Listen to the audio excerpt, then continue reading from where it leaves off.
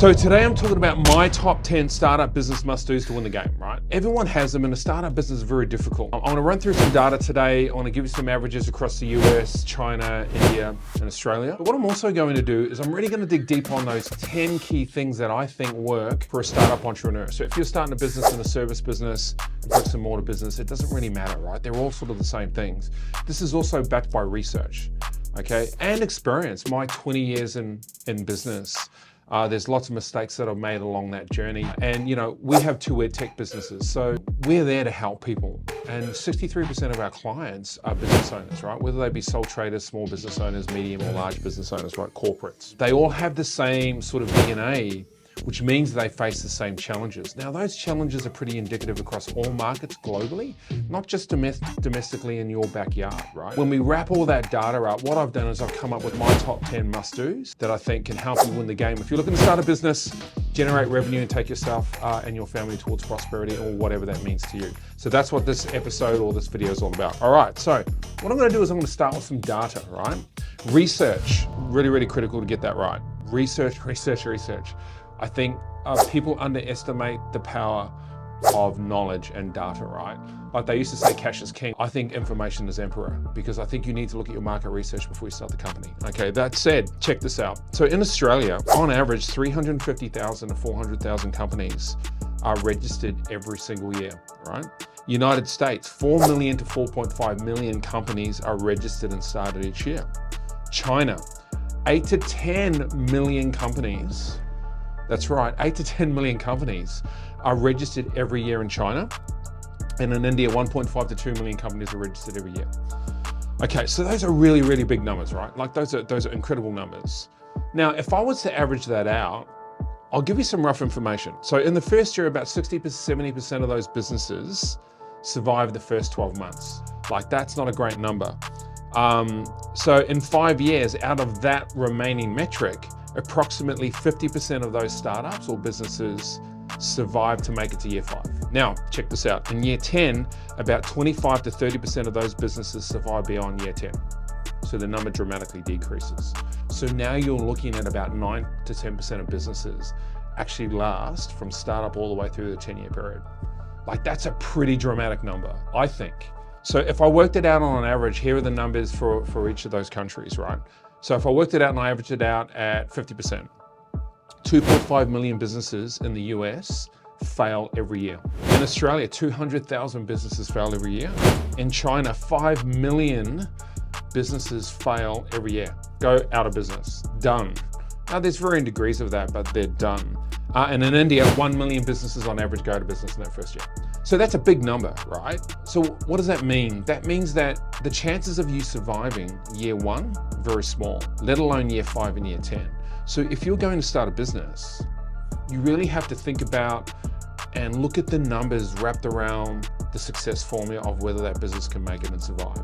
And here's the thing, I could give you a whole bunch of information. I've done all the research. Out of those businesses that survive the first 12 months to 5 years, their profitability is so small that they even struggle to get past that 5-year period to the 6-year period, right? A very small amount, I think it's 3%. 3% of businesses in that space have sufficient revenue and cash flow, right? I call it under that financial cash flow probability to reinvest or divest back in the business to grow the business with scalability, right? So you may have a company right now, or you may be thinking about starting a business if you're a startup entrepreneur. And here's the thing, you may make $1 million in your first year. Well, kudos to you, that's great, awesome. But how much profit did you make? Probably none. You probably went backwards, right? So my thing is that you've really got to unpack the numbers. You've really got to think about business planning and all those sorts of things, right? So here are the top 5 reasons for why these businesses failed, right? Based on research, by the way. Planning, so there was a lack of planning. So that's about entrepreneurs diving into starting a company without doing any planning. And I'm talking about fiscal planning as well. So the second, number 2, is poor financial management. So, you know, Doug and Sue start a company and a startup business, they start a cafe. They don't do any planning. They do a little bit of planning, but they don't do any comprehensive planning with an accountant and with a lawyer. So what happens is they dive in, they remortgage the house, right? They're at that stage of their life where, you know, they want to work for themselves, be in control. Now, what they think is when they do that, is that they will have more time on their hands to spend with their children. more time on their hands to spend together, go on holidays together. And what they find is when they go into that business that they're working more hours than they did when they were working an FTE role. And that's really, really common. It happens all the time. So what I'm saying is when you go into business, please do the research. And what we're talking about today will give you some of that information, but you would certainly be responsible to take that away and sort of dig a little bit deeper. Number 3 on the list for reasons why these businesses fail is sales. So with Sue and Doug, is it Sue and Doug? Yeah, I think so. Yep. Sue's really good at baking pies, all right? She's great at them. I mean, those pies are amazing. I love those pies. I buy those pies, one on the way home and one on the way to work every day. I put on a lot of weight, by the way, so now I have to spend all that money and going back to the gym. That was a joke. But Sue's really good at baking pies. So the narrative is she sets up a pie shop and then a cafe around that pie shop, right? But the thing that she doesn't understand is Sue's really good at making pies, but she's no good at running a business. Now, her husband has ran a business before. Like as an FTE, he's been working as a manager, he's been managing the team. So they get together, but they have no IP and no experience around running a business, which is a completely different commercial enterprise. And by the way, it's on the house mortgage, remember? They borrowed all that money against that. They don't know how to create sales. They open the doors on day one and all these people come flooding in and they go, wow, we are the best business owners on the planet. We are gonna be so successful. Let's start looking at Lamborghinis, right? I'm being a little bit sarcastic there, but it's true that people sort of do that, right? They run ahead of themselves. So what happens over the first 30 to 60 to 90 days is they start selling all these pies. And then they notice in month 2 that sales start going down and they're not selling as many pies anymore. They go, that's okay, we're still doing pretty well. And then they get into month 3 and all of a sudden the pies they were selling in month 1 has decreased by 50%. And then they get into the next quarter and then the sales has dropped down to 25%. Because people have had the pies, it's in the local area, a little bit of excitement is created. They've got no consistency around marketing and they don't realize it. And then all of a sudden, 2 or 3 of those key customers move into other suburbs. They don't go to the pie shop anymore. They've only got one location. They've done no marketing. And then all of a sudden, they're running into negative, right? So their cash flow is getting hit, right? Now they're in trouble because they don't know how to sell and they don't know how to create marketing to create sales. So that was reason 3 that was on the list. Reason 4 was competition. Understanding where your competition is at. Who's in the market? How good are they? What are they doing? What are they delivering? What are they saying? What's their advertising strategy? What's their nurturing strategy? What's their pricing, right? What do they sell their product for? It's the same as my product. Is their product better than my product? So you really want to think about, do I need to go to the market and do market research and really look at what my competitors are doing, especially if you're a bricks and mortar business, right? Who else is around me that could take my business away from me? So I'd be quite assertive about that. And the last reason is funding and investment. What happens when the business gets into trouble, and every business and startup will get into fiscal trouble at some stage. It just happens, right? Where you may need to borrow more money. That may be from a bank, from a friend, a family member, it may be an investor. But what happens is with number 1, lack of financial planning and business and commercial planning, you get to the point where the pie sales in month 4 have declined considerably, and now you still need to pay the staff, the insurances, the rent on the building doesn't go away. You know, the landlord's not going to say to you, hey, we're going to drop your rent because you haven't sold as many pies. And in fact, they're just about to put the rent up by 3%, which is CPI, right, on average. And now your rent's going up, wages may go up. You know, you may be hit with something where something happens in the business or to the family, and you need that spare cash, and all of a sudden you can't run the business anymore because you haven't planned or had any contingency around financial management, funding and investment. So the healthiest thing you can do if you wanted to borrow money in the future in 12 or 24 months time is to ensure that sales remain consistent. Banks love that. Investors love that. So you have to figure out the marketing strategy at the start, right? And you won't be able to scale the business without good financial input as well. So you need to bring money into the business at some stage. Now you could do that through cash flow.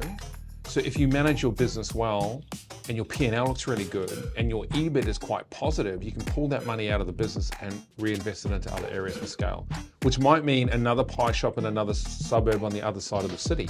So now what that means is you're diversifying revenue, right? And then in year 2, you've got 3 or 4 shops.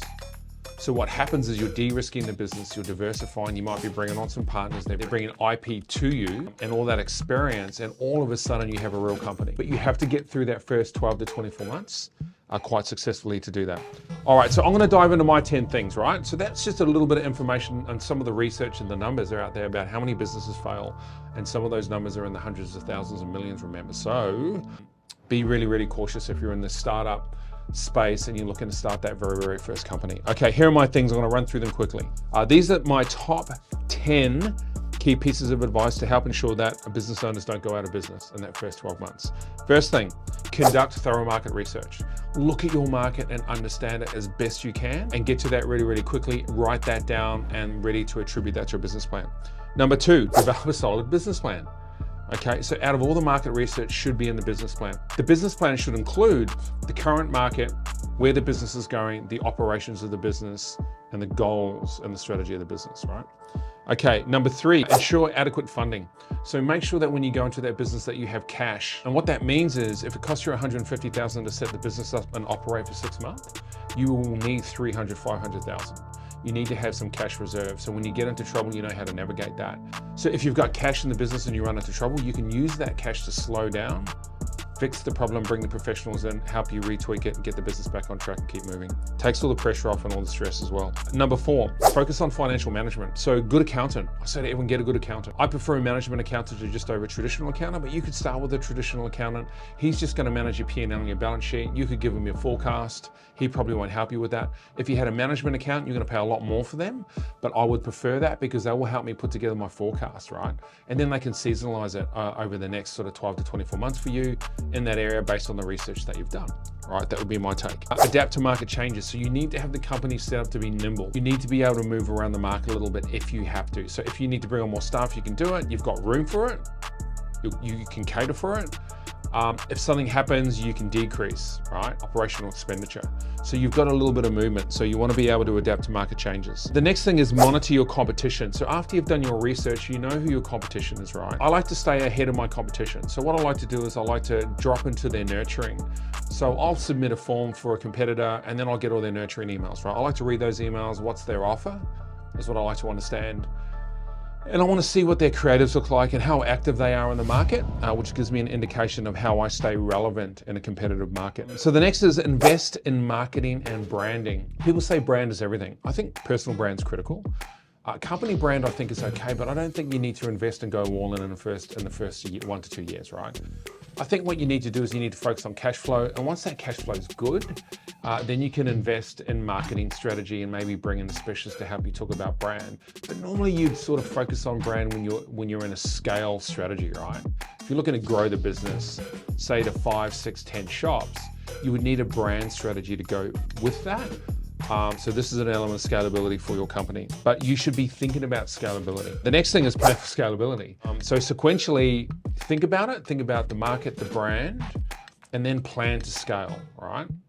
Marketing budgets, advertising budgets. How do we advertise? Where do we advertise? What's our avatar? How do we scale? What systems do we need? What processes do we need? What insurances do we need? What talent do we need? All those things should go into that. The next is prioritize customer experience, which I call UX, right? User interface. Or user experience. I like to think about when the customer walks into my store, how do they feel? When the customer buys that first product and walks out and jumps in the car, takes it home, what's their experience like?